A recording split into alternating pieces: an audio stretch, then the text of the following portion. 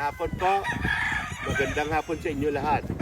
This presenting to you now is a Sue Wilson Gilmore hatch. Is early bird, 9 months old. Tingnan mo, ganda ng face niya. Maganda yung haba ng binti at saka yung kanyang legs, maliliit. Ang tingnan mo yung katawan. Siguro 1920, 1950 max siguro to ngayon. If I'm not mistaken. No?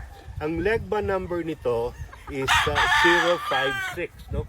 Ang ano nito, older brother nito na sinend namin kay Mayor Aristeo Baldos from Mindoro, almost perfect score nga daw po, wala pa hong talo ang mga anak nito.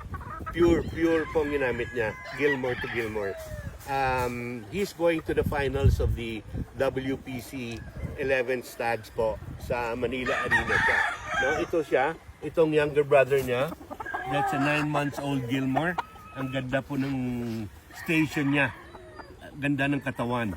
Ganda ng kanyang balanse. Ito naman po yung mga pullets niya. Mga 9 months old din. They're also pure Gilmores. Leg band number 1114 and leg band number 064. So itong trio na to po are still available. Give me a call po at 0917-857-5764. Ingat sa mga scammers. Call my number para sure kayo na you're talking to Boy J. Ingat po tayo.